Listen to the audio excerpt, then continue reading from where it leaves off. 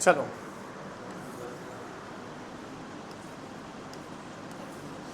Audit कितना है?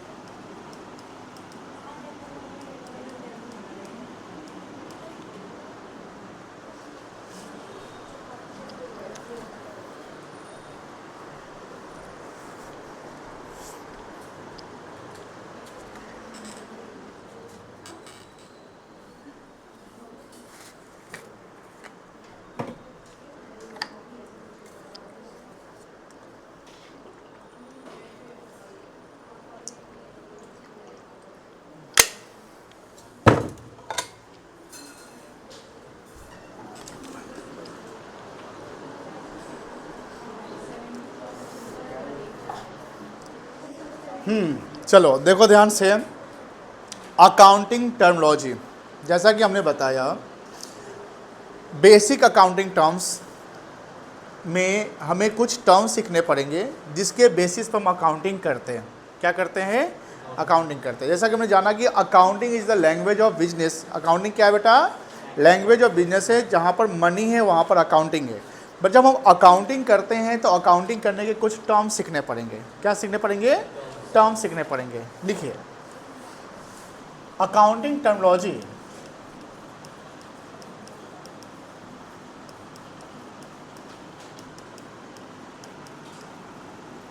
is the language of finance or accounts where we use to understand the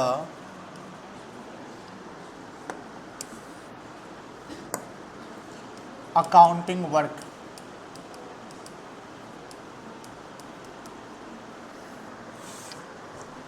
Example: assets,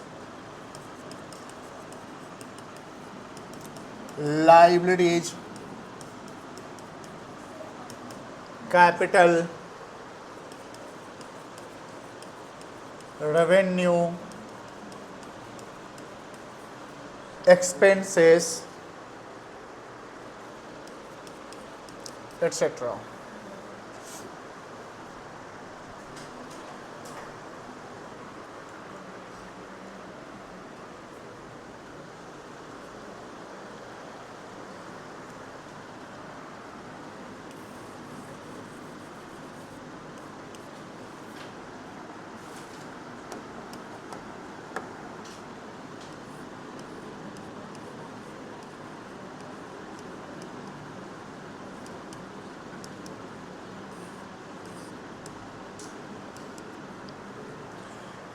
assets क्या है? देखिए, ये जो एसेट्स क्या है इसका आपका डे वन है सीखने को। बट जब तक आप अकाउंटिंग करोगे, जहाँ भी काम करोगे, वहाँ आपको ये जो चीज़ है वो मिलेगा। तो फिर एसेट्स होता क्या है? सिंपल है, इसको हिंदी में बोलते हैं संपत्ति। संपत्ति कैसे लिखा था जी?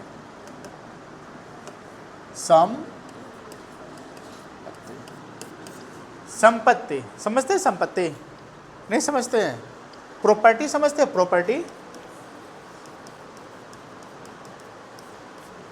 प्रॉपर्टी। तो एसेट्स मीन्स व्हाट? प्रॉपर्टी, जिसको हिंदी बोलते हैं संपत्ति। अब बिजनेस के लिए एसेट्स क्या है वो समझना है। तो बिजनेस के लिए एसेट्स वह चीज़ है जिसको वो कैश में कन्वर्ट कर सकता है। जिसको कैश में क्या कर सकता है बेटा? कन्वर्ट कर सकता है। लॉन्ग टर्म उसको यूज कर सकता है, जिस पे उसका ओनरशिप होता है, जिसको हम टाइटल कहते हैं। एंड जिसको कभी भी वो बेच सकते हैं। These all are called assets. जैसे मान लो कि हमारे कोचिंग में ये फर्नीचर है, ये हमारा है ना, हम इसको जब चाहे क्या कर सकते हैं, इसको हम बेच सकते हैं। तो this furniture is assets, this furniture is what, assets. यहाँ डिजिटल बोर्ड लगा हुआ है, this is also the assets. This is use for long term purpose and it gives future economic benefit, but I can sell at any time and get the money. कोई दिक्कत नहीं है, इसको हम कभी भी बेचकर पैसा ले सकते हैं। यहाँ जो ये टीवी लगा हुआ, वो एसी, यानी कोई भी चीज़ जो बिजनेस से बिलोंग करता है, जिसको बिजनेस के प्रोपराइटर ने खरीद रखा है, जिसको बिजनेस के प्रोपराइटर ने क्या कर दिया, खरीद रखा है। जब हम कोई सामान खरीदते हैं ना, तो उसका एक टाइटल ओनरशिप मुझे मिल जाता है। सामान के साथ साथ क्या मिलता है, ओनरशिप, जो बिल पे लिखा रहता है कि सर, जैसे आप कोई नहीं होता है, कोई सामान खरीदने जाता है तो बोलते हैं किसके नाम से बिल बना दे, ऐसा होता है ना। तो किसके नाम से बिल बना दे का मतलब क्या होता है, यू आर ट्रांसफरिंग, यानी seller transferring the ownership to the buyer. वो ओनरशिप दे रहा है, बिकॉज जब हम कोई सामान का क्लेम करेंगे तो आप क्लेम तब करेंगे जब उसका आपके पास क्या होगा, टाइटल होगा। क्या होगा बेटा, टाइटल। लेट्स से मान लो कि ये फ़ोन है, ये फ़ोन है और ये कहीं गिर गया, मान लो कि यहाँ पर गिर गया और शांभवी को ये फ़ोन मिल जाता है। शांभवी वो अपने आप को ओनर बता रहे कि I am the owner of that phone, I am the owner of that phone. मुझे बताइए ये फ़ोन क्या शांभवी का रियल में है, और ये फ़ोन मेरा है, इसका बिल मेरे पास है। शांभवी ने क्या किया, ये फ़ोन जो है सानवी को बेच दी। शांभवी जो है ये फ़ोन किसको बेच दी, सानवी को बेच दी, मान लो कि 10,000 रुपये में बेच दी। अब सानवी वो फ़ोन यूज कर रही है, हम कहें सानवी ये फ़ोन तो मेरा है, ये फ़ोन किसका, ये तो मेरा है। ये बोल दी आप समझिए दूसरा से, हम तो खरीदे हैं। वो बोल रही कि हम खरीदे हैं, जिससे उससे समझिए। मुझे बताइए क्या हम शांभवी से समझेगी, सानवी सब छीन लेंगे, फ़ोन ले लेंगे, हम लीगली ले लेंगे। बोलिए आप जवाब बताइए। सवाल समझे कि नहीं समझे, सवाल समझे कि नहीं समझे। ये फ़ोन कहीं रास्ते में गिरा हुआ था, कहीं ये चोरी भी नहीं की, ये रास्ते में क्या होता, गिरा हुआ था। ये फ़ोन गिरा हुआ था, ये फ़ोन मिला शांभवी को। किसको मिला, अब शांभवी को पैसे की ज़रूरत है, या मोबाइल फ़ोन इसके पास ऑलरेडी है, तो मोबाइल फ़ोन मिला तो बेच देते हैं। शांभवी के पास फ़ोन नहीं है, शांभवी इसकी फ्रेंड है, इसको वो बेच देती है 10,000 रुपये में। ये यूज करने लगी, जो भी ये लॉक तोड़वा ली। आज लॉक तोड़वाना ईजी होता है ना, लॉक पर तोड़वा के अपना यूज करे, सिम उम चेंज कर ली, सब कुछ चेंज कर ली, फॉर्मेट करके वगैरह वगैरह। लेकिन फ़ोन में ना कुछ नंबर होता है जिसको आप चेंज नहीं कर सकते। फ़ोन में आप क्या चेंज कर सकते हैं, फॉर्मेट करके आप डेटा ख़त्म कर सकते हैं, आप सिम चेंज कर सकते हैं, यही ना कर सकते हैं बेटा, ठीक है। अब मान लो कि एक दिन ऐसा हुआ कि हमको ये फ़ोन दिख गया, हम कहे सानवी तो मेरा फ़ोन है। क्या हम सानवी से लीगली ले सकते हैं कि नहीं ले सकते हैं। जब सानवी हमको बोल रही है कि नहीं सर आप ऐसा करिए जिससे हम खरीदे, उससे समझिए हम खरीदे हुए, हमको नहीं, मेरा पैसा चला गया हुआ है। मुझे बताइए अब ले सकते हैं, ले सकते हैं। हाँ, ये बोल रही कि नहीं ले सकते। किससे लेंगे ये फ़ोन, आपसे लेंगे। सानवी से ले सकते, कौन बोल रहा है, सानवी से लेना पड़ेगा कि हमको इससे से लेना पड़ेगा।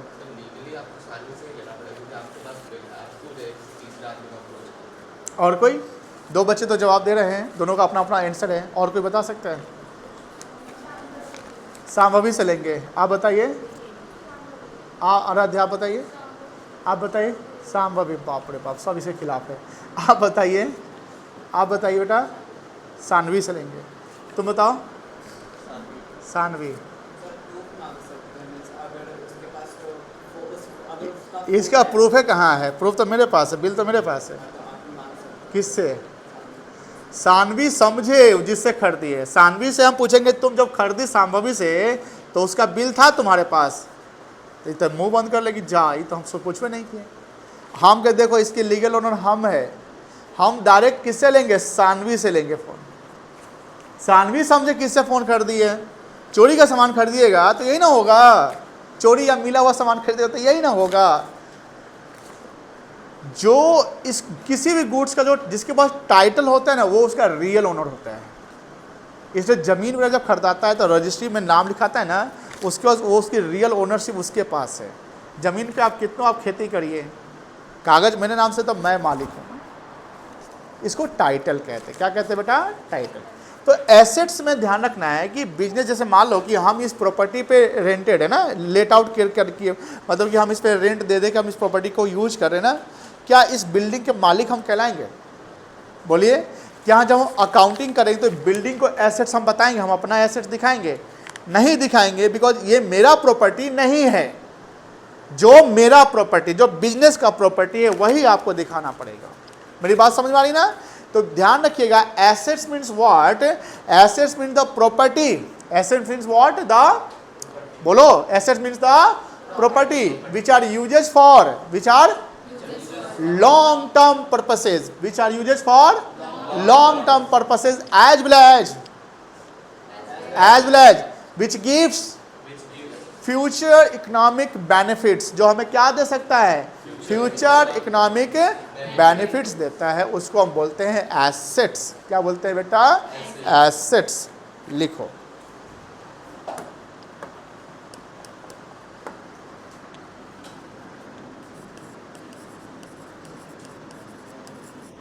assets means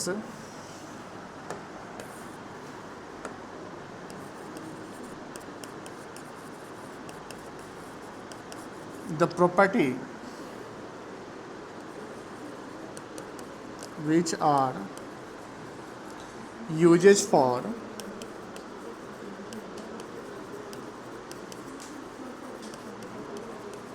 long term purposes and which is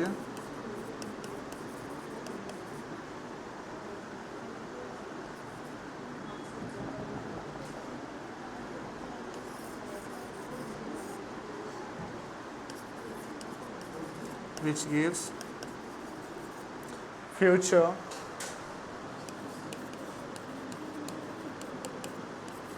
economic benefits.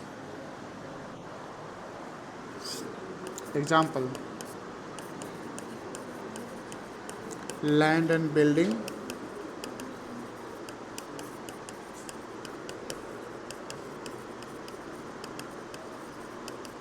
plant and machinery,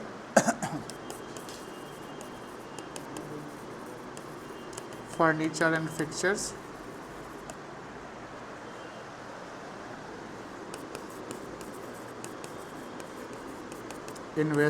investment, stock, debtor, prepaid expenses,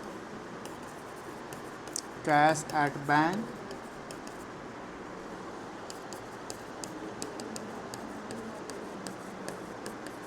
cash in hand, etc. क्या हुआ?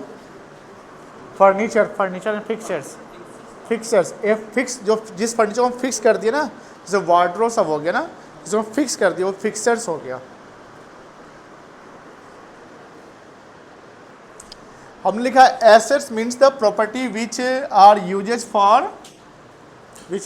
For long term purpose and which gives future economic benefits. जो हमारा संपत्ति है, property है, जो हम जिसको हम कैश में कन्वर्ट कर सके, जिस पे हमारा लीगल राइट्स है। क्या है बेटा? लीगल राइट्स या ओनरशिप है। जो मेरा है वो मेरा संपत्ति कहलाएगा, एसेट्स कहलाएगा। जैसे लैंड एंड बिल्डिंग, हमने लैंड एंड बिल्डिंग में पैसा लगा रखा, हमने लैंड एंड बिल्डिंग खरीद रखा है, तो जो हमने लैंड एंड बिल्डिंग खरीद रखा वो हमारे लिए क्या है? बताइए, एसेट्स है। क्या है बेटा? एसेट्स है। दूसरा है plant and machinery. Plant and machinery, जो मशीन वगैरह है, ये सारा मशीन में आ जाएगा। ये वो AC वगैरह सब किस में आएगा बेटा? मशीन में। ये जो बेंच है, पोडियम है, वो किस में आएगा? फर्नीचर में। जो सोफ़ा है, चेयर है, वो किस में आएगा? फर्नीचर में आ जाएगा। जब कहीं शोरूम में जाते हैं, वहाँ जो फर्नीचर का आइटम, जो सोफ़ा वगैरह लगा हुआ है, चेयर वगैरह लगा हुआ है, टेबल लगा हुआ है, कोई रैक बना हुआ है, this all are the furniture. This all are what? Furniture. लेकिन मान लो कि जैसे फैन वगैरह लगा हुआ है, AC लगा हुआ है, ये सब किस में आएगा? मशीन में आएगा। CCTV कैमरा लगा हुआ है, किस में आएगा? मशीन में आएगा। कोई दिक्कत नहीं है। इन्वेस्टमेंट, जैसे मान लो कि कोई बिजनेसमैन है, वो इन्वेस्टमेंट कर रखा है शेयर मार्केट में, म्यूचुअल फंड में, तो वो क्या हो गया उसके लिए? इन्वेस्टमेंट, क्योंकि वो भी हमें इकोनॉमिक बेनिफिट्स देगा। स्टॉक समझो, स्टॉक मतलब जैसे जो सामान हम बेचने के लिए रखे हुए स्टॉक में है, जिसको स्टॉक को हम इन्वेंट्री भी कहते हैं। क्या कहते हैं बेटा? इन्वेंट्री भी कहते हैं। The goods held for sale. Held मतलब रखना, हेल्ड मतलब गुड्स मतलब सामान, जिस सामान को हमने बेचने के लिए रखा अभी बिका नहीं है, तो that will call what? Stock. Stock जो हमारे शोरूम में पड़ा हुआ है बिकने के लिए। सर वो एसेट कैसे हो जाएगा? अरे भाई उसको बेचेंगे तो क्या मिलेगा? बेचेंगे तो क्या मिलेगा? वो हमारा है ना, संपत्ति है जो हमें पैसा दे सके, जो हमें पैसा दे सके कमाकर, डायरेक्टली इनडायरेक्टली, वो हमारा एसेट्स हो गया। जैसे कल हमने एग्जांपल लिया था वैभव का कि भैया उनको हमने 600 रुपये का कोई सामान बेचा था, याद है? कितने का बेचा था? 600 का बेचा था। 500 रुपया उन्होंने कैश दिया था ना? 100 रुपया अभी भी उनको देना बाकी है। वो आज बोले थे देंगे, बोले थे ना? तो ये 100 रुपया हमारे जो उनके यहाँ बाकी है वो हमारे डेटर हो गए। क्या हो गए? वो हमें 100 रुपया देने, हमें, मेरे पास राइट टू रिकवर है 100 रुपीज़। जिससे मुझे पैसा लेना है वो भी मेरे लिए एसेट्स है। जिससे मुझे पैसा लेना है, जिसको पैसा देना है वो नहीं, जिससे पैसा मुझे लेना है वो मेरे लिए क्या है? एसेट्स है। तो वैभव इज माई एसेट्स। अब सर वैभव आपका एसेट्स है, कैसा हूँ उसको घुमा दें? नहीं, Vaibhav is my asset for ₹100 only. कितना के लिए एसेट्स है वो? 100 रुपये के लिए। उसके बाद 500 का नोट है तो पूरा हम ले लेंगे? नहीं, 100 रुपया। कितना? कब दे रहे हो 100 रुपया? आज दे दो, अभी दो, लाओ। अरे देखो 100 रुपया चला दे रहा है, लाओ लाओ। देखो लेकर भी आया था 100 रुपया एकदम। चलिए, तो ये पैसा जब तक नहीं देगा क्या है मेरा? लाओ लाओ लाओ, नहीं रखेंगे, लाओ ना। ये 100 रुपया दे दिया, ये 100 रुपया हमें दे दिया, इस 100 रुपया मेरे पास कैश आ गया ना, ये हमारा एसेट्स हो गया। अब वैभव मेरा एसेट्स नहीं है, you are no more assets to me. अब मांगने जाएंगे, अब 100 रुपया कब दे रहा है? सर अभी तो अंदर दे दिए ना। एसेट्स तब तक आपका जब तक उसके आपको उससे लेने का, पैसा लेने का राइट्स है। अगर ये सामान हम किसी को बेच दे तो ये हमारा एसेट्स रहेगा। जब तक आप इसके ओनर है या जब तक किसी से पैसा लेने का आपको राइट है, वो एसेट्स है। जब आपने उससे पैसा ले लिया तो एसेट्स नहीं हुआ। लेकिन सर मान लो कि 50 रुपये आपने लिया, 50 अभी भी बाकी रहेगा, तो वो एसेट्स कितना के लिए बन जाएगा? 50 के लिए बन जाएगा। कितना के लिए बन जाएगा बेटा? 50 के लिए बन जाएगा। समझ में आ गया ना एसेट्स का मतलब? तो ये हो गया स्टॉक। अब डेटर, जैसे हमने डेटर को एक्सप्लेन किया था, अभी हम लोग और एक्सप्लेन करेंगे आगे पढ़ने वाले चैप्टर में, क्योंकि चैप्टर थोड़ा लंबा चलेगा और ये पूरा बेस है। क्योंकि ये चैप्टर जब अच्छे समझोगे ना तो आने वाले जो डेबिट क्रेडिट के रूल्स होंगे, जर्नल होंगे, लेजर होंगे, अकाउंटिंग, वो बहुत ही ईजी बन जाएगा। दिस इज द क्रक्स, मतलब कि एक बेस है, इसको समझना है। क्योंकि हर एलिमेंट, अकाउंटिंग लैंग्वेज को आप सीखने जा रहे हैं, और लैंग्वेज अगर सही नहीं है, यानी आपको लैंग्वेज पता नहीं, तो हम कोई भी सेंटेंस, कोई भी स्टोरी हम बना सकते नहीं बना सकते। तो we have to learn the language of accounting. चलो ना, डेटर समझ गए होंगे। प्रीपेड एक्सपेंसेस, ये बड़ा इंपॉर्टेंट पॉइंट है। प्रीपेड 2 वर्ड से बना है, ये लिखिएगा मत, हम आगे लिखवा देंगे, शॉर्ट में बताते हैं। प्री और पेड। प्रीपेड, प्री मतलब क्या होता है, कोई बता सकते हैं? पहले। Very good. प्री मतलब क्या होता है? यानी अब पेड मतलब दे दिए, यानी जो एक्सपेंसेस बनने से पहले ही दे दिए उसको हम बोलते हैं प्रीपेड।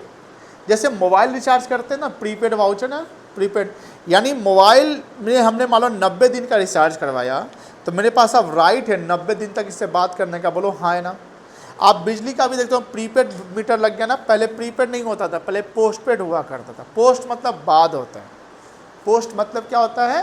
बाद, आफ्टर। अब प्री मतलब बिफोर, प्रायर, पहले। तो प्रीपेड का मतलब कि किसी एक्सपेंस के बनने से पहले ही हमने दे दिया।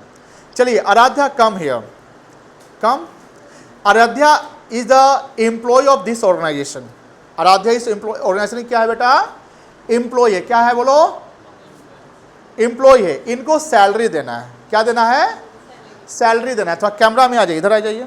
सैलरी देना है, और इनको सैलरी देना है 2000 रुपया पर मंथ। कितना देना है पर मंथ? कितना देना है सैलरी? तो मुझे बताइए, 1 साल में हम इनको सैलरी कितना देंगे?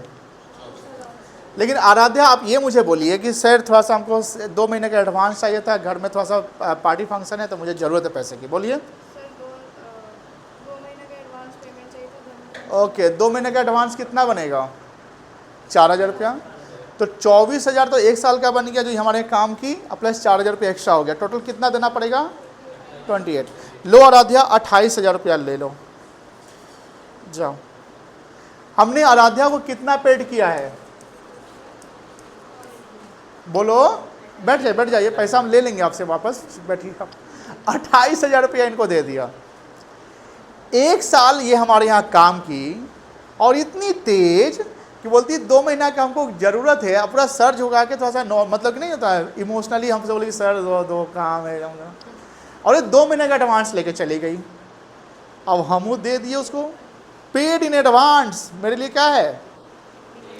पेड इन, उसी को प्रीपेड कहते हैं। प्रीपेड का दूसरा नाम क्या हो गया? बस। अब सर मार्च खत्म हो गया, आज आने वाली आराध्या, हम अपने स्टाफ से, रे आराध्या आई रे? ना सर, कहाँ आई है? आज बीत गया, कल बीत गया, परसों बीत गया, फ़ोन लगाओ रे। हाँ कहाँ हो जी? सर थोड़ा सा दूसरा नौकरी ज्वाइन किया, वहाँ पर 2100 रुपया पर मंथ दे रहा है। हम कह रहे तो ये तो हमको बोल के ना ज्वाइन करना चाहिए था। सर वो थोड़ा सा कर लिए। अब हम कहे टेंशन हम आ गए। हाँ फिर फ़ोन लगा, अरे उसको तो हम एडवांस पैसा दिए थे ना रे। हाँ, अरे तुमको जो एडवांस पैसा दिए थे, हाँ सर याद है सर, खर्चा हो गया है सर, कमा कर दे देते हैं। आप समझिए, क्या हमारे पास राइट टू रिकवर है आराध्या से एक्स्ट्रा 4,000 रुपया जो एक्स्ट्रा लेकर गई हुई है? 28 रिकवर करेंगे कि 4 रिकवर करेंगे? वही है prepaid. 28,000 not the prepaid. Prepaid is जो आज के ड्यू के बाद, यानी आज इतना बन चुका है, इसके बाद जो आप एक्स्ट्रा आज ही पेमेंट करें, फ्यूचर का एक्सपेंसेस आप आज पेमेंट कर रहे हैं। एक्सपेंसेस फ्यूचर में होगा ना, जब वो 2 महीना काम करेगी तब ना वो खर्चे 4,000 रुपये देंगे। यानी फ्यूचर के जो एक्सपेंसेस होने वाले हैं उसका पेमेंट हम पहले कर रहे हैं। वही क्या है? प्रीपेड है। इसका मतलब ये है हमारे पास राइट है पैसा उससे लेने का। फ्यूचर में हम जो बात करेंगे ना उसका रिचार्ज आज ही कर लेते हैं। बोलो हाँ है ना? आज अगर हम 90 दिन का रिचार्ज किए तो आज से 90 दिन बतियाएंगे ना।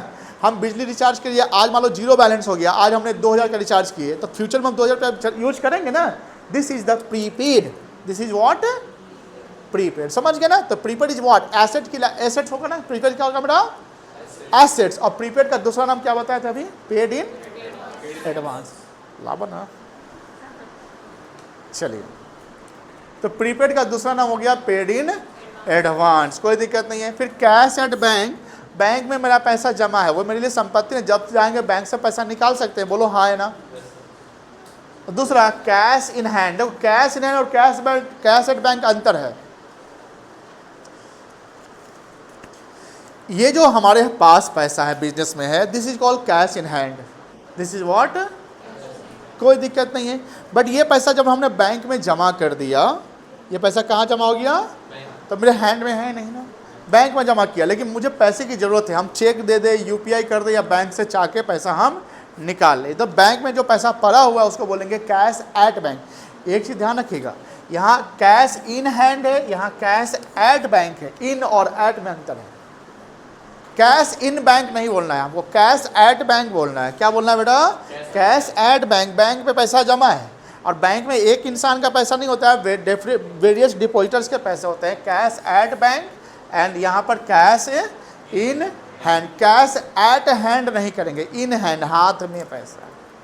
सर हाथ में तो हमेशा हाथ में रखे रहेंगे क्या बिजनेसमैन? नहीं रे भाई, ऐसा नहीं होता है। जो बिजनेस का गल्ला हो ना, गल्ला समझते हैं ना? गल्ला नहीं समझते? बाप रे बाप, क्या व्यापारी हैं आप।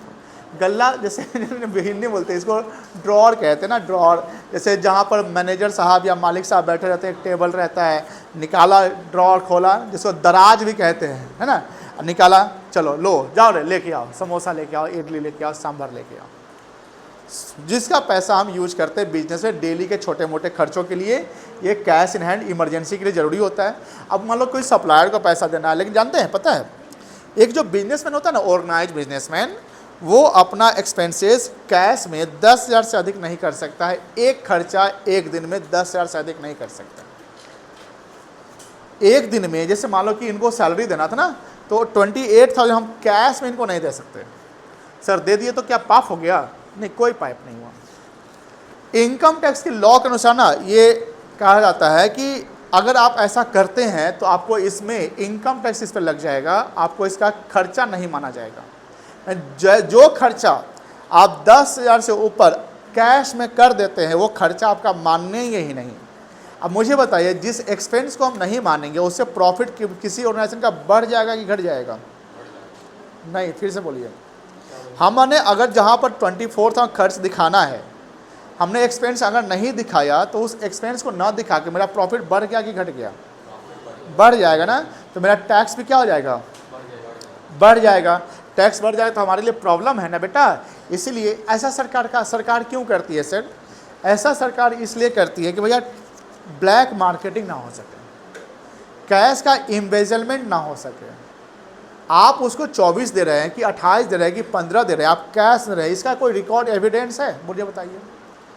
आज हमें कोई बच्चा कि कैश में ट्यूशन फी दिया, वैसे हम ईमानदारी से टैक्स रिटर्न फाइल करते हैं, ध्यान रखिएगा, हम 1 रुपया भी इधर उधर नहीं करते हैं, हम पूरा हिसाब से टैक्स रिटर्न फाइल करते हैं। जो पैसा मुझे ट्यूशन से रिसीव होता है उसका 50% हम इनकम दिखाते हैं। तो सर ये तो गलत बात है। नहीं, गलत बात नहीं। इनकम टैक्स लॉ में बोला था कि जो पैसा प्रोफेशनल रिसीव करते हैं ना, उनका 50% वो एक्सपेंस मान लीजिए, आप 50% को आप प्रॉफिट बनाइए और उस प्रॉफिट पे आपको टैक्स देने। तो हम 50% प्रॉफिट बनाते हैं, उससे हम टैक्स जो बनता है नहीं बनता है नहीं देते हैं। लेकिन बहुत सारे लोग ऐसे हैं या बहुत सारे जगह देखिएगा जहाँ कैश में जब डीलिंग होता है ना तो कैश को छुपा लेता है, पेपर पे लिखेगा ही नहीं। और जब वो पेपर पे नहीं लिखेगा तो उसका मतलब क्या है कि उसका इम्पैक्ट होगा कि सरकार को उसका चूना लगा दिया। क्या लगा दिया? चूना। कभी ज्वेलर के यहाँ गए हैं आप लोग? मम्मी के साथ, पापा के साथ आप लोग गए हैं? Very good. ज्वेलरी खरीदाया होगा या कोई चीज़ खरीदाया होगा? बोलो हाँ है ना। अब ज्वेलर के यहाँ जाके तो आए नहीं होंगे ना, कोल्ड ड्रिंक्स लेके चले आना है, ऐसा थोड़ी किए होंगे। मुझे बताइए, वहाँ जो ज्वेलरी खरीदाया तो मम्मी आपके पेरेंट्स पैसा कैसे दिए? चेक काटे, यूपीआई किए कि कैश दिए? सच सच बोलिएगा, झूठ मत बोलिएगा। कैश क्यों दिए थे? कैश क्यों दिए थे? अब बोलेगा हमको क्या पूछ रहे सर इतना, मम्मी से पूछिए जाके। इसलिए कि वहाँ बैठा हुआ एक स्टाफ जो है वो आराम से यहाँ बैठता है, बोलता है मैडम यूपीआई करिएगा तो 3% एक्स्ट्रा लग जाएगा, ऐसे बोला होगा। यूपीआई करिएगा तो 3% एक्स्ट्रा लग जाएगा। वो जीएसटी के बारे में बोला। किसके बारे में बोला है बेटा? जीएसटी के बारे में बोला है। लेकिन ध्यान रखिएगा वहाँ पर एक चीज़ वो क्या कर दिया, खेला कर दिया है। वो आपको जो है ना बिल जब देगा ना तो वो जीएसटी बिल नहीं देगा, वो बिल आपको जीएसटी बिल नहीं देगा, वो आपको एक कैश मेमो दे दिया। सामान सही देगा, सामान खराब नहीं देगा, सोना है तो सोना ही देगा, बट वो आपके पास ओरिजिनल इनवॉइस नहीं है, क्योंकि जीएसटी 3% आप बचाने के चक्कर में पूरा पैसा आपने कैश, क्योंकि अगर आप यूपीआई करते तो पैसा उसके बैंक में जाता, कहा जाता। और जो ज्वेलर है वो बड़े लेवल पे बिजनेस करता है तो उसका ऑडिट होता है, क्या होता है? तो वहां पर तो दिख गया, बोलो ना, रेवेन्यू ज्यादा हो गया, सरकार के नजर में आ गया, सो वाइड वर्क हो गया। इसलिए वो यूपीआई नहीं करवा के बोलता है कि भैया ले लीजिए सामान, इसका कैश दे दीजिए, आप जाइए ना एटीएम से निकालना, लीजिए जाइए, ऐसे बोलेगा। मेरा स्टाफ आपके साथ चल जाता है, चला गया एटीएम से निकाले कैश, वो अपना रिकॉर्ड लिखे ना लिखे सरकार को पता चलेगा कि आप उसके दुकान गए थे, 2 लाख का सामान खरीद के लाए थे, बोलिए हाँ है ना। तो आपने 3% बचाया, उसने भी पूरा बचा लिया, उसने जो पैसा लिया आपसे पूरा बचा लिया। लेकिन सबसे जब बड़ा इंपॉर्टेंट क्या है, देश की इकोनॉमी पे इसका निगेटिव इम्पैक्ट पड़ता है। गलत है तो वही तो बोला कि निगेटिव इम्पैक्ट पड़ता है। आपके लिए इंडिविजुअल के लिए आपने बोला कि चलो ठीक है 3% बचा लिया, बोलो 2 लाख का 3% 6,000 रुपया हो गया। आप 6,000 बचाने के चक्कर में सरकार के मतलब जो गवर्नमेंट की जो जीडीपी कैलकुलेट होती है उसको कम कर रहे हैं। देश की इकोनॉमी क्या ना निगेटिव जा रही है, क्योंकि वो कैलकुलेशन में जा ही नहीं रहा है।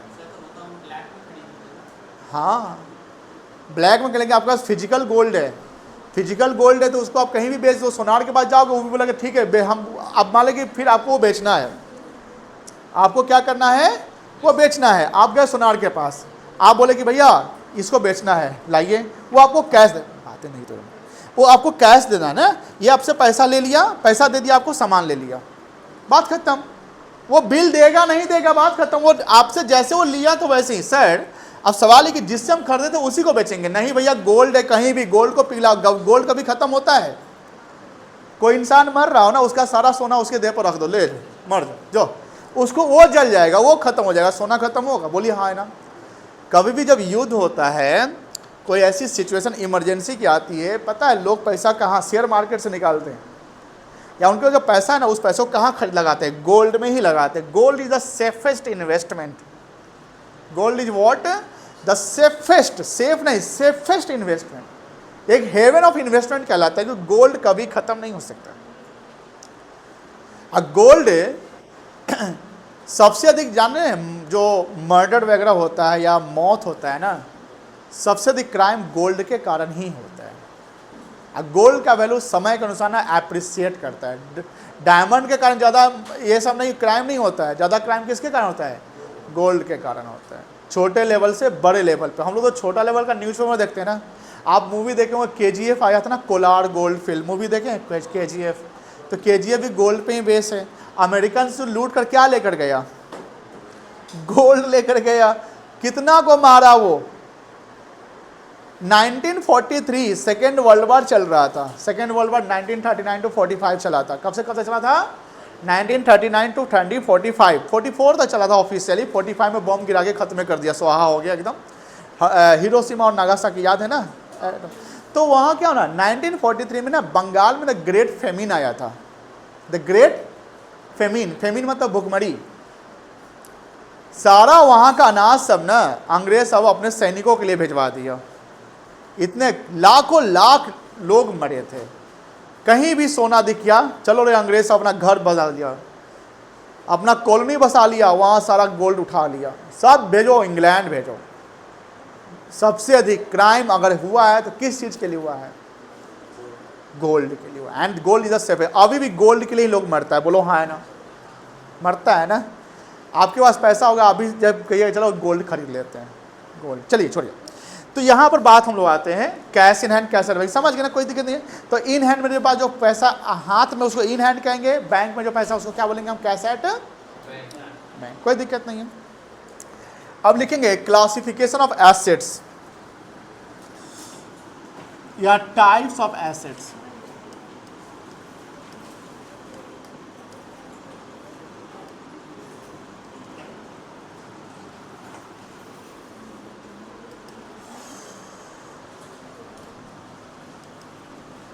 एसेट्स के मेनली दो टाइप्स है। कितने टाइप है बेटा, कितने टाइप है, दो टाइप है। एक है आपका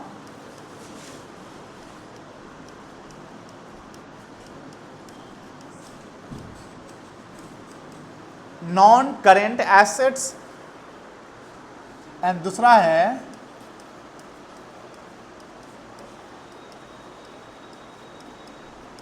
करेंट एसेट्स। पहला क्या है बेटा, नॉन करेंट एसेट्स, और दूसरा क्या है, current assets. Non current assets को ही बोलते हैं fixed assets.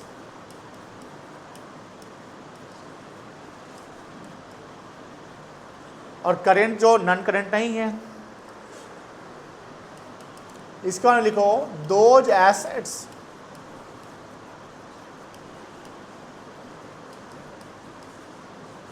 which are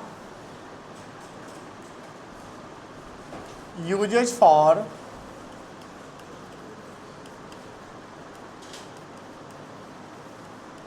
long term purposes and which gives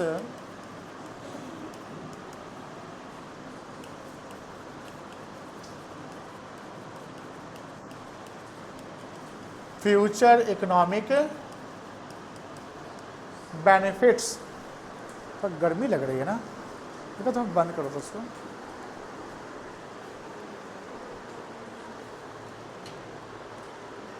पास करो।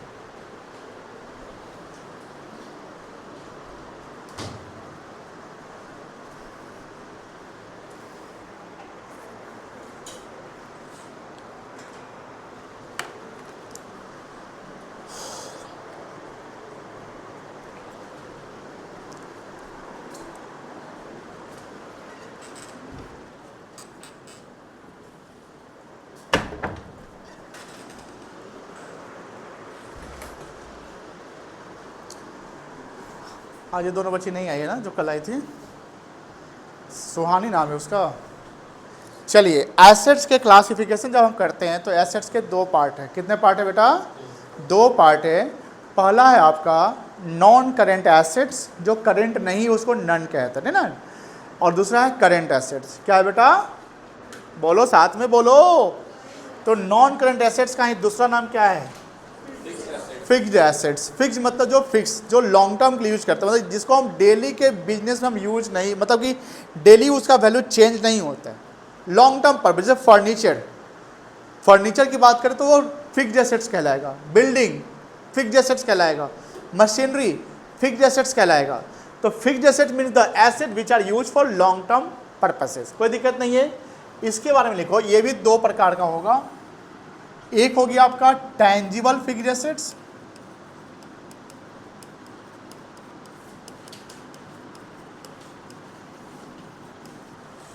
दूसरा हो गया इनटैंजिबल फिक्स्ड एसेट्स।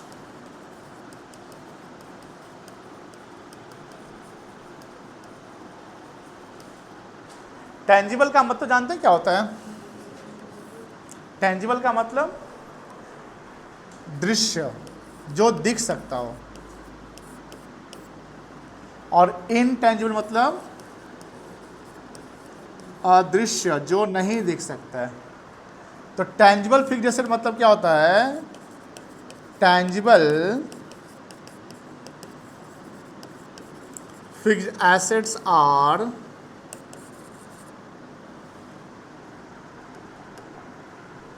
फिजिकल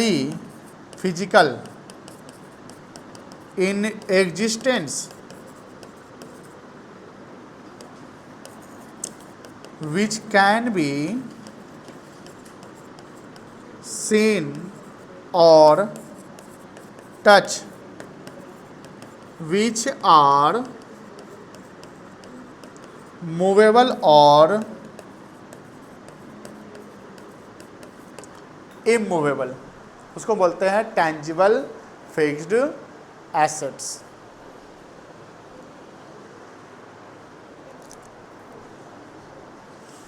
अब इनटैंजिबल इसी का उल्टा हो जाएगा। Intangible fixed assets whose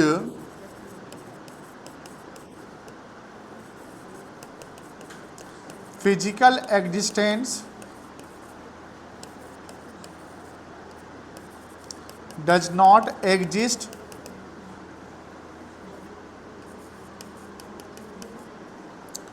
which cannot be seen, touch or movable or immovable, but value of intangible fixed assets exist।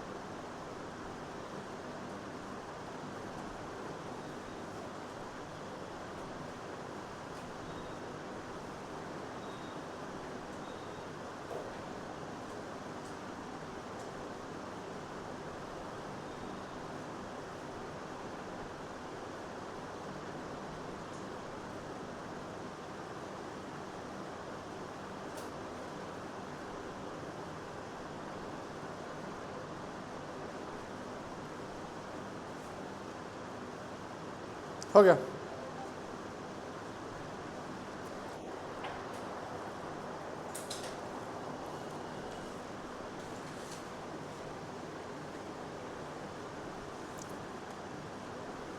चलो थोड़ा इसको समझ लो क्या लिख दिए हम। तो हमने देखा कि एसेट्स का क्लासिफिकेशन देखा, तो एसेट्स को दो पार्ट में बांटे हम लोग, फिक्स्ड एसेट्स और बोलो बोलो करेंट एसेट्स। फिक्स्ड और करेंट, कोई दिक्कत नहीं है। फिक्स का मतलब हुआ कि वैसा एसेट जिसको हम लॉन्ग टर्म पर्पस के लिए खरीदते हैं, रखते हैं, और ये जो होता है ना फिक्स्ड एसेट, ये होता है held for use. Held for, हम क्यों रखते हैं? यूज करने के लिए। हेल्ड फॉर यूज का मतलब हुआ यूज करने के लिए जिसको रखे हुए हैं। अब सब बात करते हैं कि जब फिक्स्ड एसेट्स का क्लासिफिकेशन करें तो ये भी दो टाइप का हो जाएगा, टेंजिबल फिक्स्ड एसेट्स और इनटेंजिबल फिक्स्ड। दो, both are fixed assets, but कुछ ऐसे एसेट्स होते हैं जिसका फिजिकली एग्जिस्टेंस होता है, और कुछ ऐसे एसेट्स होते हैं जिसके वैल्यू होते हैं बट फिजिकली एग्जिस्ट नहीं करता है। सर ऐसा भी कोई एसेट्स होता है जो फिजिकली एग्जिस्ट नहीं करता बट वैल्यू हो सकता है? यस, बहुत सारे ऐसे एसेट्स हैं जिसका कोई फिजिकल एग्जिस्टेंस नहीं है बट उसकी वैल्यू है, मैं अभी आपको बताऊंगा। तो पहले टेंजिबल का मतलब समझो। टेंजिबल को दृश्य कहते हैं और इनटेंजिबल क्या बोलते हैं? अदृश्य। Tangible fixed assets are physical in existence, physically available है। जैसे ये मोबाइल फ़ोन फिजिकली एग्जिस्ट कर रहा है, furniture, land and building, machinery, car, computer, laptop, these all are the tangible fixed assets. तो जिसका फिजिकल एग्जिस्टेंस हो, विच कैन बी सीन, जिसको हम क्या कर सके? देख सकते हैं। क्या हम ये सब देख नहीं सकते हैं? और टच, जिसको हम छू भी सकते हैं। विच आर मूवेबल, जिसको मूव किया जा सकता है। जैसे ये यहाँ से यहाँ रख दिए, मूव कर दिए ना, यहाँ से यहाँ कर दिए, मूव हो गया, मूवेबल। और इमूवेबल, इमूवेबल क्या हुआ? जिसको मूव नहीं कर सकते, जैसे बिल्डिंग, लैंड, जो प्लांट सेटअप हो गया है, इंस्टॉल्ड हो गया, जैसे कोई मस्त बना बड़ा सा मतलब ऑयल रिफाइनरी है, इंस्टॉल्ड हो गया, अब उसको मूव करिएगा, नहीं कर सकते। तो मूवेबल हो सकता है, इमूवेबल हो सकता है, टच किया जा सकता है, सीन कर सकते हैं, जिसका लॉन्ग टर्म यूज कर सकते हैं, which is called what? Tangible fixed assets. कोई दिक्कत नहीं है, जगह है आपके पास, लिखो examples of tangible fixed assets. नीचे लिखना, टेंजिबल के नीचे।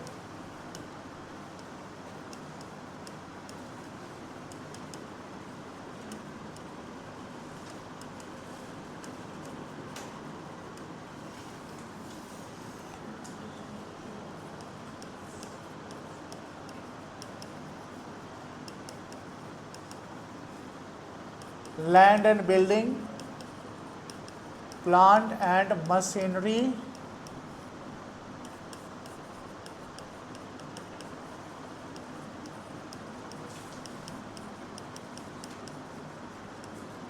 फर्नीचर फिक्सर्स, कार,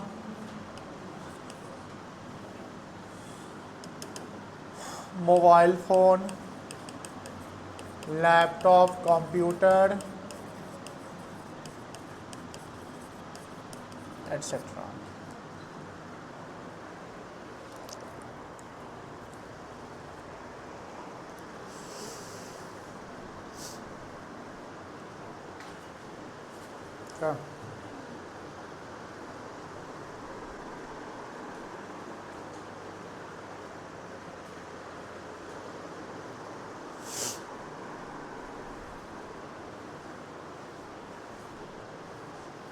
चलिए आगे, अब आते हैं इनटेंजिबल की तरफ। Intangible fixed assets are the assets, add कर देना बेटा, are the assets whose physical existence does not exist, यानी वैसा एसेट जिसका फिजिकल एग्जिस्टेंस नहीं एग्जिस्ट करता है। Which can not be seen, which can not be touch, और विच आर नॉट मूवेबल और immovable, but the value of intangible fixed assets exist। Sir कुछ ऐसा नाम बताओ जहाँ पर हम कह सकते हैं कि हाँ ये तो इसका वैल्यू तो हो सकता है बट ये फिजिकली नहीं अवेलेबल है। जैसे एआई एआई समझते हैं? आज मुझे बताओ, एआई को फिजिकली आप देख सकते हैं लेकिन एआई क्या इकोनॉमिक बेनिफिट्स मुझे देता है? Yes sir. क्या बिजनेस में यूज कर सकते हैं? आजकल तो पॉलिटिकल पार्टी भी एआई का यूज करता है। अभी तमिलनाडु में चुनाव है ना, तो वहाँ पर एक फिल्म है, जो एक्टर है विजय थालापति विजय थालापति, क्या नाम है उसका? विजय थालापति, बहुत फेमस एक्टर है ना। उन्होंने ये बोला कि अब फिल्म हम नहीं करना है, हम पॉलिटिक्स में आ रहे हैं। बहुत सारे पैसे वो खर्च भी कर रहे हैं, बहुत सारे क्या बोलते हैं ना, चुनाव से रिलेटेड ऑफर भी है। तो उन्होंने क्या किया ना, एआई का यूज बहुत अच्छे से कर दिया है। जैसे जब स्टेट में जो इलेक्शन होता है उसको बोलते हैं हम लोग विधानसभा ना, विधानसभा का चुनाव, लेजिस्लेटिव असेंबली। तो विधानसभा में हर जगह ना जो नेता बनता है, चुनाता है, उसको बोलते हैं विधायक। क्या बोलते हैं बेटा? अब मान लो कि थालापति तो पूरा टीम का लीडर है ना, और हर जगह उसका आदमी खड़ा होगा वोट। अब थालापति सब जगह कैसे जा सकता है? तो थालापति क्या किया, एआई का ही लॉन्च कर दिया कि वो अपना एक भाषण दे रहा है, ठीक है ना, और वो स्टेटमेंट दे रहा है, उसको रिकॉर्ड कर रहा है। अब वो उसका जो कहीं भी, जैसे मान लो कि एक place a, place B, place C, place D, ऐसे जगह है, सब जगह बॉस पे ना कुछ एआई के जो प्रोजेक्टर टाइप का लगा दिया है। अब एक जो नेता है, मतलब जो विधायक में खड़ा हुआ, वो यहाँ पर है, थालापति यहाँ पर बोल रहा है, जबकि ओरिजिनल में थालापति यहाँ पर नहीं है। अब आप तो इस इंसान को जान नहीं रहे हैं बट इसको तो जान रहे हैं ना। जैसे नहीं तो मोदी का चेहरा से वोट मिल जाता है या दे दिया जाता है, कोई खड़ा हो मोदी, है ना, बस। तो एआई का यूज, यानी AI is what? AI is the assets which are not physically exist but its value exist. AI is the assets which are not physically exist but its value exist. That's why we can say that the AI is an intangible fixed assets. कोई दिक्कत नहीं sir, AI बता दिए और बता दीजिए। अरे ढेर सारे हैं भाई, ढेर सारे हैं। जिसमें एक होता है फ्रेंचाइजी। फ्रेंचाइजी समझते हैं ना? जैसे आप मान लो कि आपको किसी कंपनी का फ्रेंचाइजी लेना है, जैसे केएफसी हो गया, मैकडी हो गया, डोमिनोज हो गया, बारबेक्यू हो गया, बहुत सारे हैं ना। अब आपने फ्रेंचाइजी लिया, फ्रेंचाइजी कॉस्ट पड़ता है ना कि चलो इसका 70 लाख 80 लाख, मैकडी का तो 1-1 करोड़ रुपया फ्रेंचाइजी कॉस्ट होता है। अब मैकडी का ले लिया, कोई 1.5 करोड़ रुपये का फ्रेंचाइजी कॉस्ट है। मैकडी अपना इक्विपमेंट सारा कुछ भेज देगा, वो उसका लगभग जनरली कॉस्ट 25 से 20 लाख रुपया पड़ता है, वो भेज दिया। लेकिन आप मैकडी का ब्रांड यूज करने जा रहे हैं, मैकडी का नाम, मैकडी का डिजाइन, मैकडी का कलर, मैकडी का टेस्ट, और आप क्या है डजेंट मैटर, कस्टमर आ रहा है मैकडी में खाना, बोलो हाँ है ना। हमने फ्रेंचाइजी ले लिया, हम मालिक है, किसी को पता ही नहीं, वो खाने आ रहा है मैकडी में, वो खाने आ रहा है केएफसी में। तो केएफसी का फ्रेंचाइजी लीजिएगा तो केएफसी बोलेगा चलो इसका एक्स्ट्रा पैसा हम लेंगे आपसे। तो फ्रेंचाइजी का हम जो एक्स्ट्रा पैसा दे रहे हैं, जिसका हम फिजिकली हमको कोई चीज़ मिल नहीं रहा है, एक्स्ट्रा हम दे रहे हैं, वो हमारा फ्रेंचाइजी कॉस्ट हो गया, and that is called intangible fixed asset. Because उस फ्रेंचाइजी का यूज करके हमको पैसा कमा सकते हैं, बोलो हाँ है ना। और भी है, जैसे ब्रांड, ब्रांड जानते हैं? ब्रांड जैसे बहुत बड़ा ब्रांड, छोटा ब्रांड, कोई भी ब्रांड। अब बड़ा ब्रांड सबका देखते, जैसे रोलेक्स का घड़ी है ना, और भी होता है ना, गाड़ी सब में होता है, Rolls Royce, Aston Martin, Lamborghini, क्या क्या है, पोर्शे, मुजफ्फरपुर बिहार में फॉर्च्यूनर है ना। मुजफ्फरपुर ये नहीं चलता है जनरली। एनर्जी ड्रिंक में आता है कि रेड बुल, बहुत बड़ा ब्रांड है, और रेड बुल एनर्जी ड्रिंक बनाती ही नहीं है, पता होना चाहिए। रेड बुल खुद एनर्जी ड्रिंक नहीं बनाती है, वो कोई एक कंपनी बनाता है, जो कंपनी रेड बुल का ब्रांड यूज करके बेचता है, जिससे रेड बुल भी कमाता है। कॉस्ट किसी और का, ब्रांड किसी और का, कमाई दोनों का, कमाई बस। कोई रेस्टोरेंट में कोई जाता है ना, तो कोई कोक पी रहा है, कोई रेडबुल पी रहा है, और कोई कुछ भी नहीं पी रहा है तो कहेगा बा ये रेडबुल पी रहा है। नहीं, मैंने बात समझ नहीं ना। तो रेडबुल इज द ब्रांड जिसके वैल्यू बढ़ते ना। और रेडबुल अगर मान लो सेम, मतलब कि जो उसमें जो ड्रिंक्स है ना, मतलब जो भी बेवरेजेस हैं, आप सेम वही रख दीजिए, उसका केन पर से रेडबुल का स्टिकर हटा दीजिए, लगा दीजिए Campa Cola. Campa Cola is also brand, but उसकी वैल्यू 125 रुपये में नहीं कोई खरीद पाएगा। इवन तो रेडबुल ही है उसमें, उसके अंदर में वही चीज़ है, खाली आपने स्टिकर ब्रांड हटा दिया, चलेगा? नहीं चलेगा। ब्रांड की वैल्यू जिसका फिजिकल एग्जिस्टेंस नहीं होता है। आप कोई बड़ा महंगा, जैसे नाइकी का शर्ट, नाइकी का टी शर्ट लेते हैं, नाइकी का जूता, अब नाइकी के जूता पे नाइकी का स्टिकर हटा के लगा दो किसका, कैंपस भी है ना जूता, कैंपस लगा दो। अब नाइकी का जूता आपने 9,000 में खरीदा, अब बोलोगे कैंपस का स्टिकर लगा के ले 8,000 में दे देंगे, बोलेगा भाई 800 रुपया अभी हम देंगे कि नहीं देंगे, इसमें सोचना पड़ेगा। ब्रांड की भी वैल्यू होती है, बोलो हाँ या ना। आज एप्पल बहुत बड़ा ब्रांड है कि नहीं है? टीवी में सोनी का टीवी खरीदने जाइएगा ना, सोनी जब दूसरा टीवी लीजिएगा तो 2 टीवी खरीदा के आ जाएगा, 3 भी टीवी खरीदा जाएगा, बोलिए हाँ है ना। ये जो टीवी सोनी का है वो 1 लाख के करीब का है, 1 लाख गूगल। और एक जगह और मेरा ट्यूशन हुआ करता था, उसको हम शिफ्ट कर दिए, वो 42 इंच का, उसका टीवी का दाम 16,000 रुपया, 16,000 में एक और टीवी खरीद देते हैं। मेरे घर पे सैमसंग का है, सेम नहीं, सैमसंग ऐसा छोटा है, वो 40,000 का टीवी, मतलब कि 2 टीवी खरीदेंगे तो ये अकेले खड़ा हो जाएगा। This is the brand. Sony का टीवी ब्रांड मतलब बहुत महंगा होता है, जानते हैं।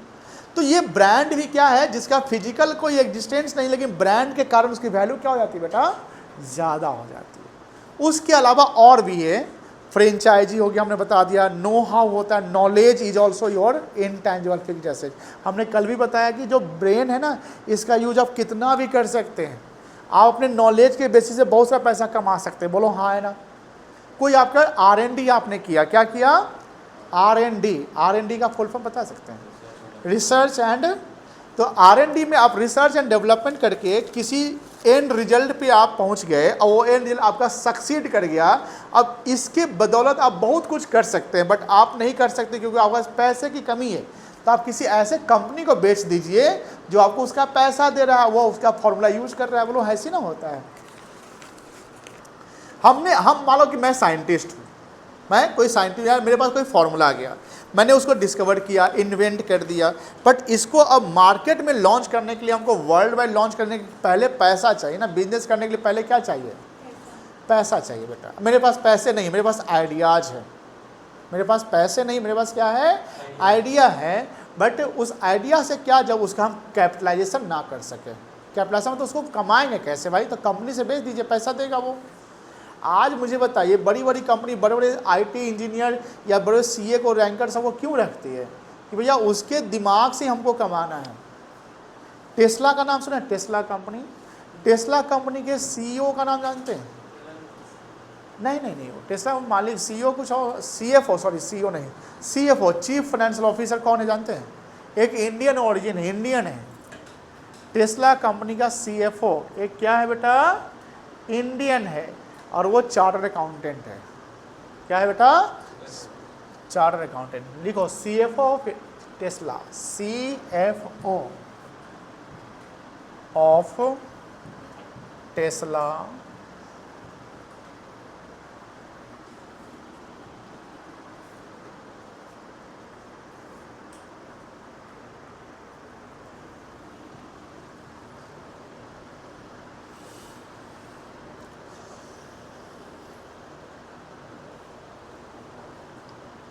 वैभव तनेजा। वैभव तनेजा क्या है, is the current chief financial officer of Tesla, appointed in August 2023। He success, ये जगचर्ची किरोम को सक्सेड किया था, इसके बाद गया था ये सो मुरजाना भाई। और इसका क्वालिफिकेशन देखिए, कहाँ से मिलेगा क्वालिफिकेशन जी, हिंदुस्तान टाइम में मिल जाएगा।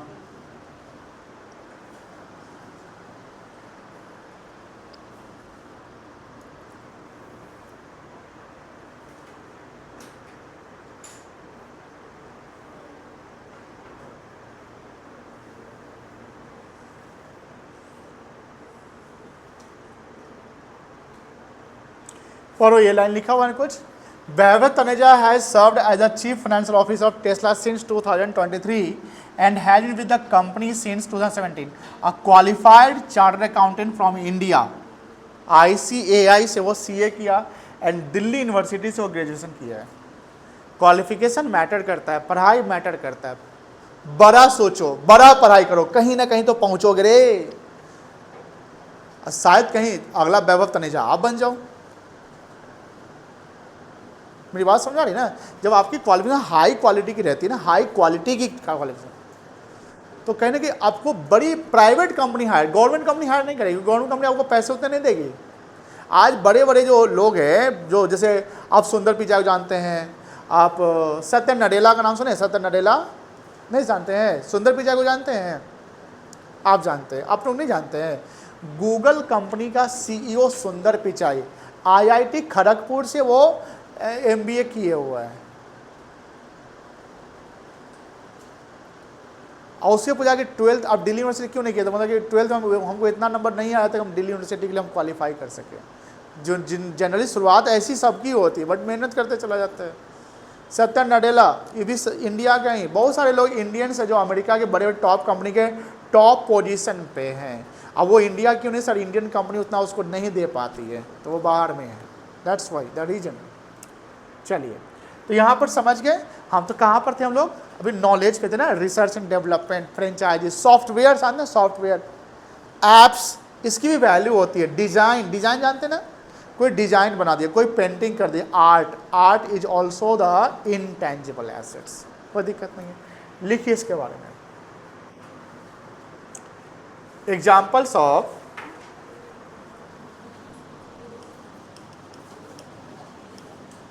कहाँ गया था? यहाँ है।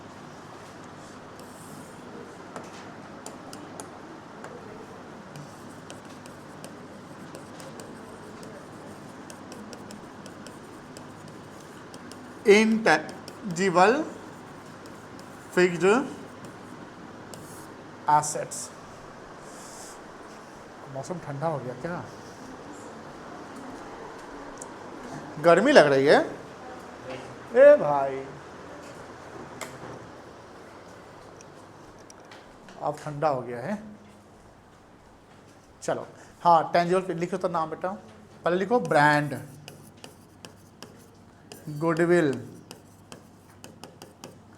नॉलेज जिसको नो हाउ कहते हैं, सॉफ्टवेयर, फ्रेंचाइजी, डिजाइन,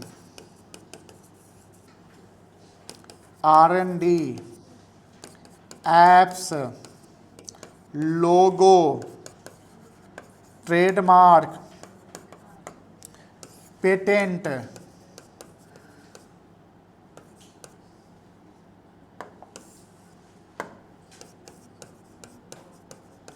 कॉपीराइट,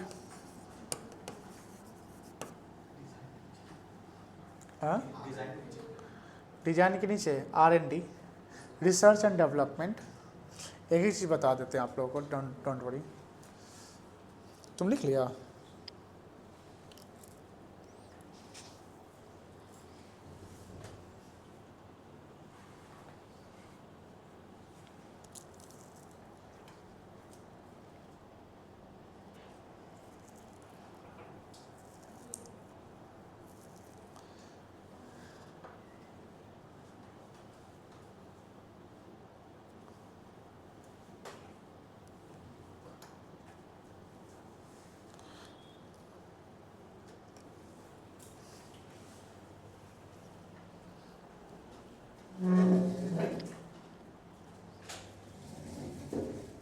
हो गया? कल परसों हम एक न्यूज़ पढ़ रहे थे, न्यूज़ मतलब पढ़ रहे थे या देख रहे थे कि कुछ लोगों ने क्या किया था कि धुरंधर 2 मूवी जो है उसको टेलीग्राम पे 50-50 रुपये में बेचने लगा। फिर कंपनी को ये पता चला तो कंपनी ने लीगल एक्शन लिया और जो बेच रहा था उसको पकड़ा गया तो उसको जेल भेजा गया, पेनल्टी लगाया गया। मतलब समझिए ध्यान से कि धुरंधर मूवी अभी कहाँ आया है? सिनेमा हॉल में आया है। तो आप में से कोई आप लोग नहीं, हम लोग भी नहीं, हम लोग क्या करते हैं, छोटा सा सीन को रिकॉर्ड करके स्टेटस लगा देते हैं, लेकिन लोग ऐसा करते हैं। लेकिन कुछ लोग क्या सिनेमा हॉल से ही बात कर लेता है कि भैया हमको ना इसका पूरा फिल्म बनाने देना, मतलब कि कैमरा लगा देगा, ये जो भी चीज़ है, और वो लगा देगा। जैसे फिल्म रिलीज होती है उसके 2-3 घंटे बाद या एक दिन पहले भी या एक दिन बाद वो बहुत सारे जो है इलीगल वेबसाइट पे आ जाता है, कह सकते हैं ना। अब वैसे वेबसाइट पे आता है जहाँ पर ऐड फैड गेम थे, मतलब कि हर कुछ को आप झेलते हुए फिल्म को देखते हैं, जिसकी क्वालिटी एकदम ख़राब होती है, जिसको बोलते हैं पायरेसी। क्या बोलते हैं? पायरेसी। पायरेसी मतलब नकल करना। पायरेसी मतलब क्या होता है? नकल करना। अब पायरेसी इज अ क्राइम, ध्यान रखिएगा, पायरेसी इज अ क्राइम। अगर आप नकल करते हैं, चोरी करते हैं, क्योंकि आपको उसके राइट्स नहीं है ना, आपको उसका राइट्स नहीं है, तो आप कैसे उसको आप शो कर सकते हैं? कभी कभी देखते होंगे कि यूट्यूब पे कोई चीज़ को कॉपी कर लेता है और उसको वही सेम दिखा देता है, फिर कॉपीराइट लग जाता है। क्या लग जाता है? चैनल भी बंद कर दिया जाता है।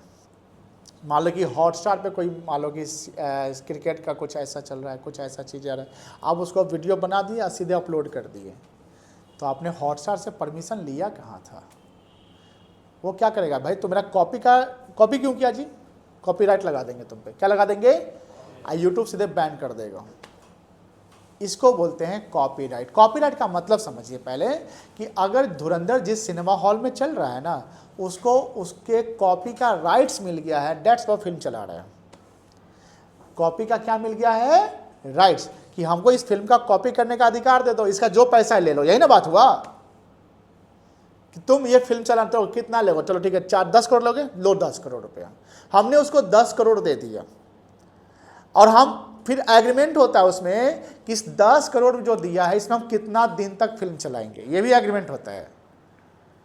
आपने बोला कि चलो ठीक है, हम 3 सप्ताह चला देंगे, अच्छी फिल्म है, 3 सप्ताह चलाएंगे, 3 सप्ताह का एग्रीमेंट हुआ, लेकिन फिल्म 3 सप्ताह तक चल रहा है, हाउसफुल चल रहा है, आप उससे एग्रीमेंट एक्सटेंड करवा लीजिए, फिर सर थोड़ा सा ना 2 सप्ताह और बढ़ा दीजिए, वो बोलेगा पैसा बढ़ जाएगा, तो हमको कॉपी करने का 2 सप्ताह का और राइट दे दीजिए, तो हमको पैसा और देना पड़ेगा ना। लेकिन मुझे बताइए, फिजिकली कोई चीज़ मिल रहा है, आप बस उससे क्या ना ऑन एग्रीमेंट पेपर कॉपी का राइट ले रहे हैं, बोलिए हाँ ना, तो कॉपीराइट आपका इंटेंजिबल हो जाएगा। कोई लोगो देखते हैं, लोगो डिज़ाइन वगैरह, अगर हमारा डिज़ाइन है, हमने उसका रजिस्ट्रेशन करवा लिया है, हमारा लोगो हमने उसका रजिस्ट्रेशन करवा लिया है, तो सेम लोगो कोई और यूज कर सकता है? नहीं कर सकता।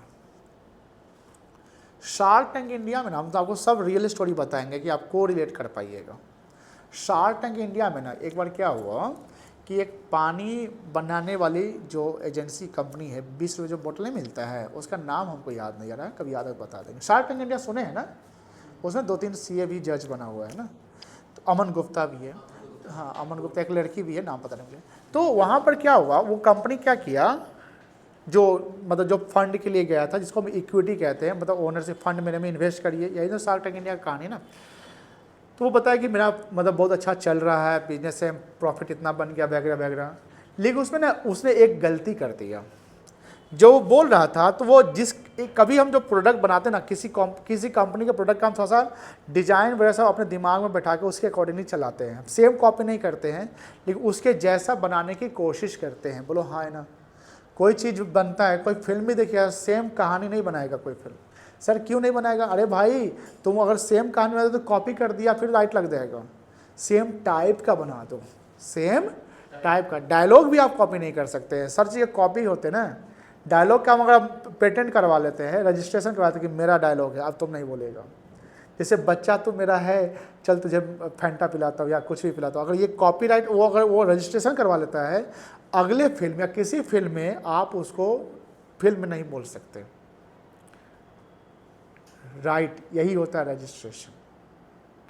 तो वो कंपनी जो पानी वाला था ना, वो क्या किया, वो बोल दिया कि हमने इस कंपनी का कॉपी किया था, मतलब जो दूसरा बोतल बिकता था। अब उसको ये पता चल गया, वो कंपनी केस कर दिया इस पर कि तुम मेरा नाम चाहे मेरा जो ये चीज़ है पानी का वो जो डिज़ाइन है क्यों यूज किए। आप बोतल का डिज़ाइन भी यूज़ नहीं कर सकते। जैसे बैली का पानी देखते होंगे आप बिस्लेरी का देखते होंगे, किनले का वाटर बोतल देखते होंगे, तीनों का डिज़ाइन का बोतल सेम रहता है नहीं, क्योंकि ये सब ब्रांड है ना। अब देखिए, आप बस में कभी बैठे हुए हैं या कभी लोकल दुकान में जाते हैं, आप बिस्लेरी और बिलसेरी दे देता है तो लोकल दुकानदार सब है,